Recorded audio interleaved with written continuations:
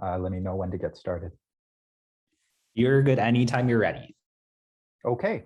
Well, thank you so much for the invitation again. It's a lot of fun to be here, and every time these TransitCons are an amazing set of speakers, and it's great to see people I haven't seen in a while. So, and thanks for everyone who showed up to this one. I hope I'll make it worth your while. So this presentation is called Derailed, the post-war end of New York City subway expansion. This is an issue that's kind of a passion project for me. But I think it's something that has huge applicability for the future, and huge applicability for other cities thinking about the situations that they're in, whether they're places that are have been stagnating for a while, or whether they're cities that are booming like New York was.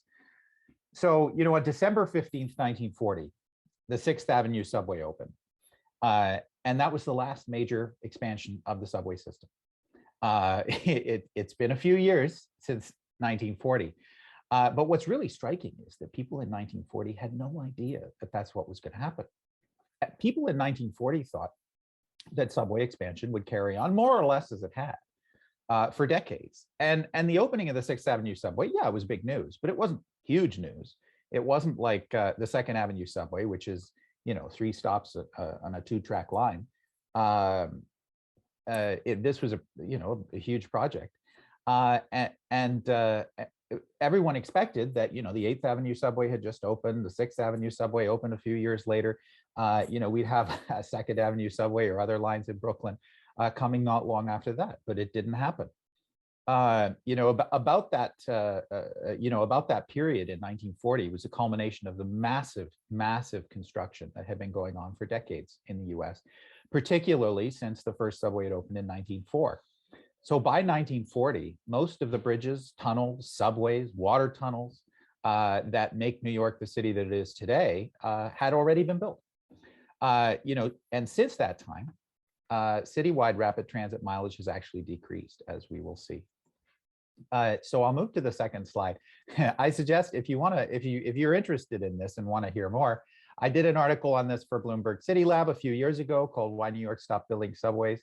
And I also, if you really want to dig into it, did an academic journal article called Derailed in the Journal of, Urban History. So, this is a familiar map to most people that would be coming to a TransitCon. This is the New York City subway today. But as I said, since 1940, the track mileage of the New York City subway and elevated system has actually declined. So many elevated lines have closed, and at the same time, so little expansion has taken place that the system is actually smaller than it was, and it moves considerably fewer people than it did. It peaked in 1946. So this is a map we did for that City Lab article. I'm not very good at making maps look good, so all credit to them on that. But this is the sum total of the system at the time of that article that had been built since 1940, which again is a long time. When you see this, a few little bits here and there, but not much more than that. So again, what's really important to understand here is how unexpected this was. And you look at systems around the world that are expanding at a remarkable rate, and it feels like it's going to go on forever, even if it might slow down a little. Well, that is how New Yorkers felt in 1940, but and they were planning for it too. When they built these new lines that were under construction in the 30s, for example, they actually included provisions for some of the lines that they expected would be along in a few years. If you go to the Utica Avenue stop on the A and the C trains in Brooklyn, you can actually see the space for 4 tracks to cross the existing line for a new line that was expected to be added in only a few years. You go to South 4th Street, well, you go to Broadway Station on the G train, and there's this whole complex which became famous a few years ago because of graffiti artists. The size of Hoyt Schermerhorn Station that was built and has never been used. Another one that I think is really interesting is this one marked 1956. That's Grant Avenue. And if you ride along the A and the C train, it does kind of stand out, like on the underground portion of the line. The stations all kind of have the same aesthetic. And then after Grant, you pop out onto the elevated. Well, what actually happened was, and this will come to one of the points that I'll speak about. The line, the A and the C train, was actually built to replace an elevated line, basically right above them, and they only made it that far, more or less, when the war hit, and after the war, they said, well, we just don't have enough money to dig a giant tunnel underneath an existing elevated line. We'll just pop up and use the rest of the elevated line that we haven't torn down yet. And that little station was the one that was built on that connecting line. But that shows a little bit about the decline in ambition as soon as the post-war hit. So what happened? So I will argue that there were three big factors, big picture factors that led to these problems. The first one were a political leadership that was distracted by arguing endlessly over administration, and that really didn't think very much about planning for the long term, at least financially. The second is the crushing burden of deferred maintenance and acquisition of the private railways, combined with higher construction costs, a familiar subject. Lots of people have spoken well about that today. And finally, the transit authorities ignored the growing demographic, political, and symbolic significance of the auto-oriented suburbs and made no effort to develop a metropolitan rapid transit system encompassing the whole metro area that would include suburban municipalities and that could restore steady growth in ridership. So, if we go a little bit into the background, there were three separate subway systems in New York. Most of you are probably familiar with this. The first was the first ones, basically, they went back a bit further, but they were the IRT and the BMT, two private companies that kind of built a lot of the first projects as a bit of what we call today a public-private partnership. And then the third one was the independent, which was actually owned by the city and built in many ways to compete with the private railways. It's a much more complicated story that would be another presentation in itself, but suffice it to say, that's how the system looked in those years. It was three different connecting, but sometimes poorly connecting system. But in 1913, the city signed the dual contracts with those two private railways and to expand the system, and expand it they did. It went from 296 to 619 miles of single track in sort of two giant contracts. But that brings us to the first of the problems, and that is those populist battles and preoccupation with jurisdictions. So here's John Hyland. John Hyland was a mayor who, if you're into New York City subways, you might be familiar with. He was what you would call a populist. He was a Tammany Hall guy. So if you think about New York City politics at the time, it was a conflict more or less between Tammany Hall, which was basically an Irish American political machine that controlled the Democratic Party, and the Republicans, fusion, kind of what you might call the opposition, who won sometimes. And the most famous Republican mayor of New York was Fiorello LaGuardia. So things have changed a little bit since then, but that is how things were back then. So Hyland was very much a Tammany man, and he said, this quote really captures him. The real menace of our republic is the invisible government, which like a giant octopus sprawls its slimy legs over our cities, states, and nation. So he was all about the deep state. And the thing that he hated the most was the private transit companies. Some people say it's because he started his career as a motorman for the BRT, the Brooklyn, the predecessor of the BMT. And he was supposedly studying for the bar exam while he was driving the train, and almost ran over his boss and got fired. And supposedly he held a grudge ever since.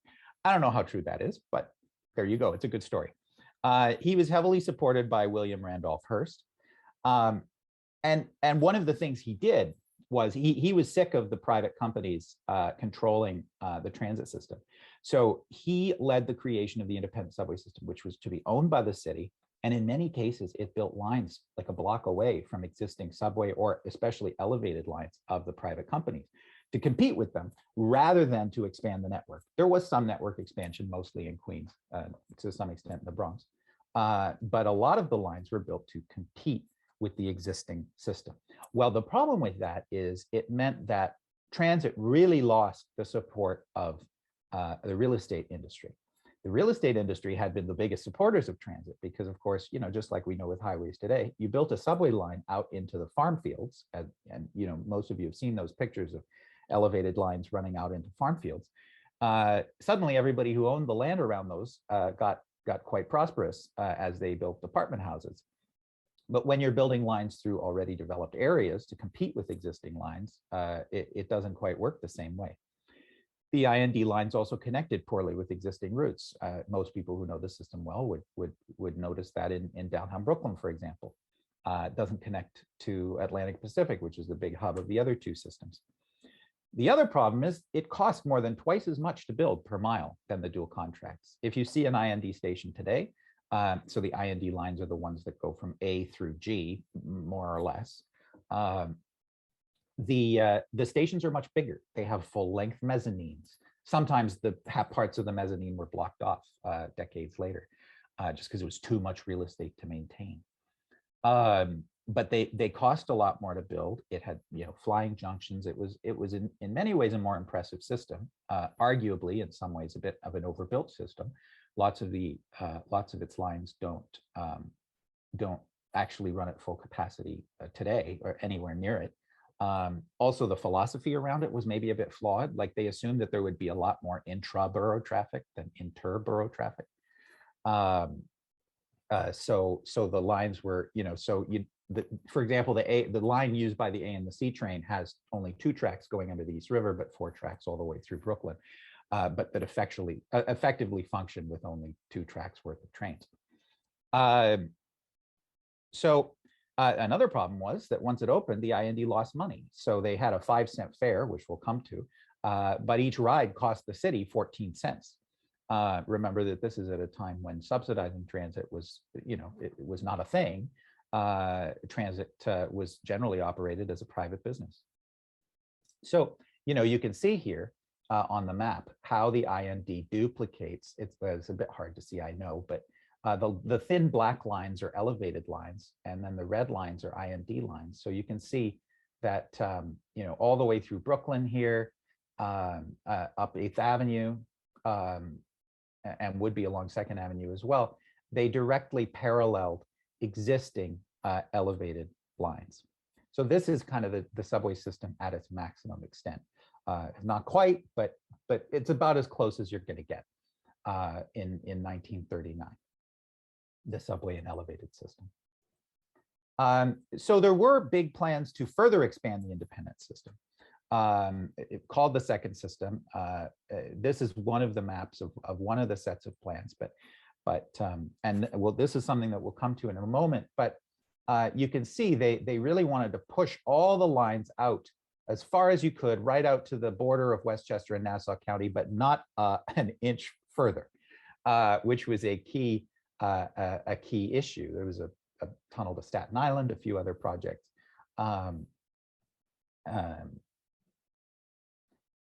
So,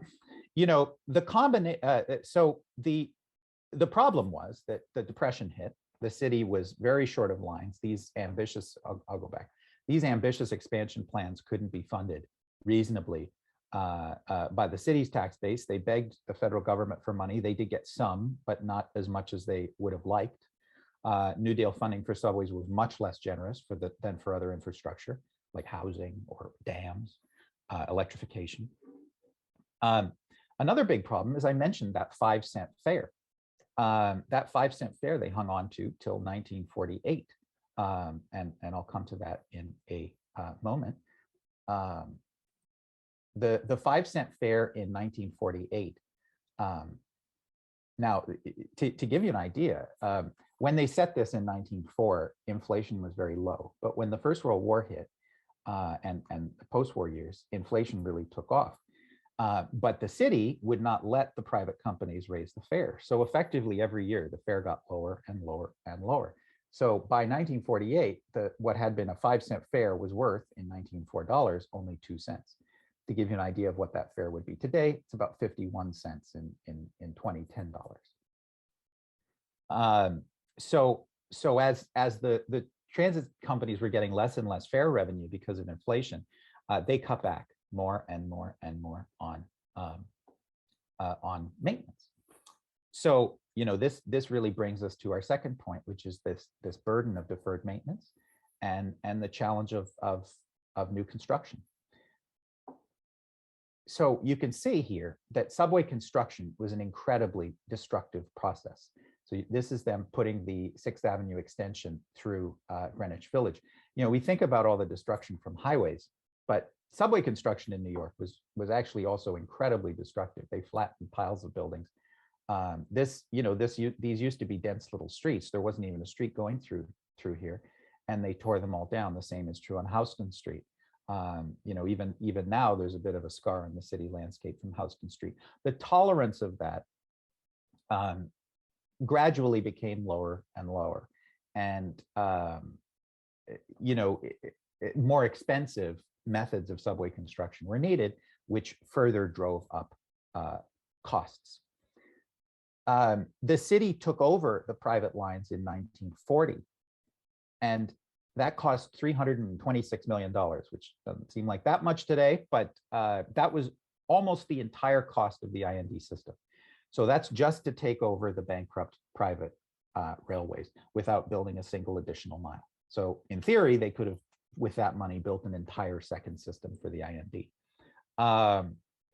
That was a huge expenditure of money simply so that the city could gain ownership of all three subway networks. So, what have we covered so far? So first of all, the city was a lot more preoccupied with trying to beat down the private companies, which, don't get me wrong, did a lot of unpleasant things. And they spent a huge amount of money on that. And the second problem was the cost of construction, as the IND showed, went up and up and up, and it made it more and more expensive to build. And then the third problem is that these private companies were bankrupt, and the easiest thing for them to cut back on was maintenance. So when the city did take over the system in 1940, they discovered that they had inherited an enormous maintenance backlog, which was quite crushing. So in 1951, there was a bond issue, which was intended to expand the subway system, do things like build the 2nd Avenue subway and other subway projects. Well, the problem was that the city, once it managed to get the money through with a statewide referendum, they discovered that the system was in such terrible shape that they needed to spend it on maintenance rather than expansion. And that has been the treadmill that New York has more or less been on ever since. And I think that it's pretty clear that there is a bit of a lifetime of 50 to 60 years for a subway system, after which it really needs a lot of expensive reconstruction. And we saw this, for example, with the Washington Metro.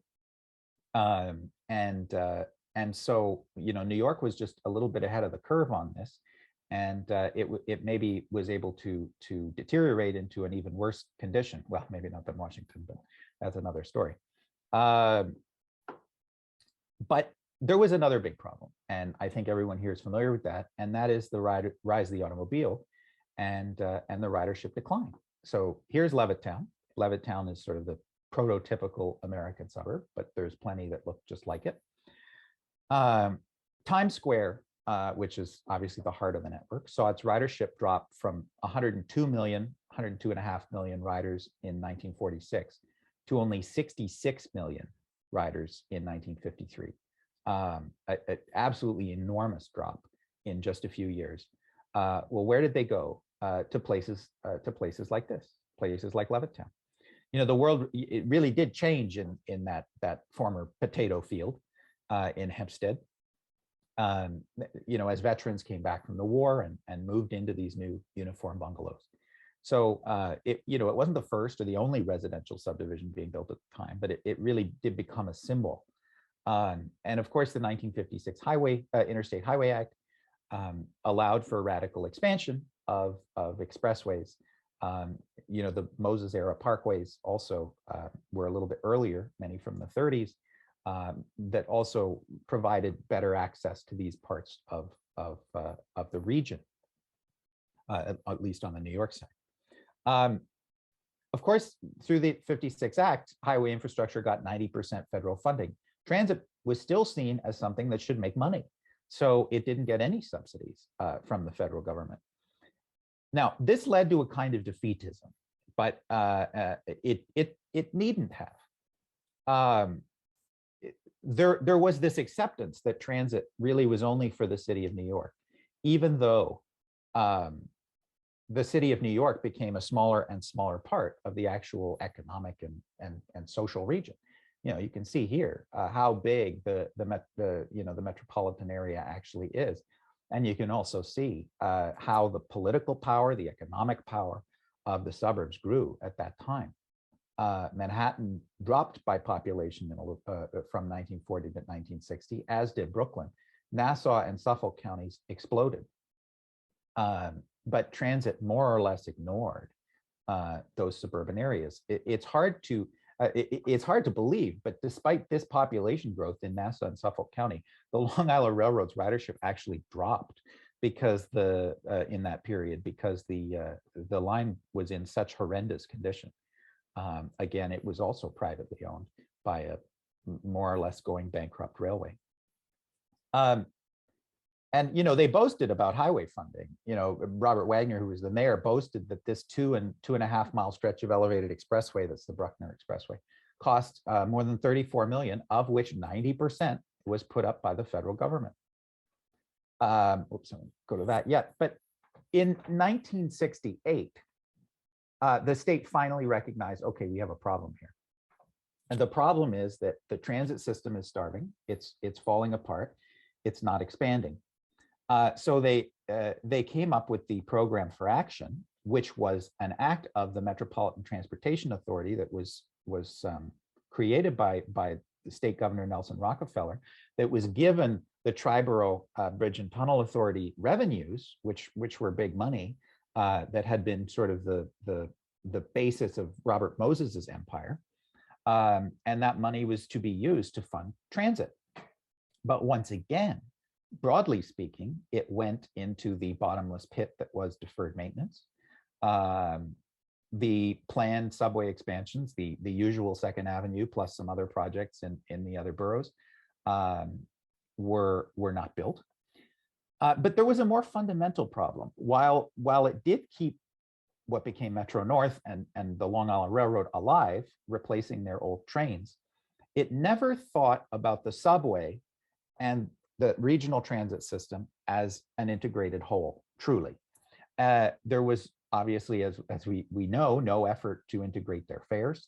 The Long Island Railroad and Metro North were still very much designed around, one direction commuting into Manhattan. They weren't truly made into, what we might have seen going on in Europe at the same time, like an RER in Paris. Or the S-Bahn systems that were built in cities like Munich. The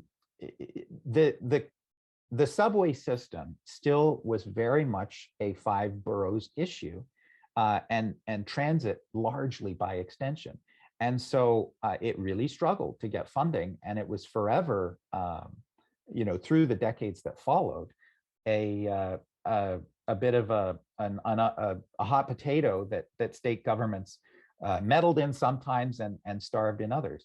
It was able to be stabilized to a reasonable state of maintenance. And of course, the system carries on today with the problems we're all familiar with. But the idea of serious expansion is pretty unrealistic. And now with the explosion in construction costs, even further out of reach. A regional rail plan like Alon Levy's done a good one, would have been something that might have tied together the region. And if you had improved, for example, bus service in Long Island and Westchester, or on Long Island, Westchester, and in Jersey as well, you could have built more of a transit culture with an integrated transit system. for the entire region. So, this really does point to where we need to go. We need to recognize that,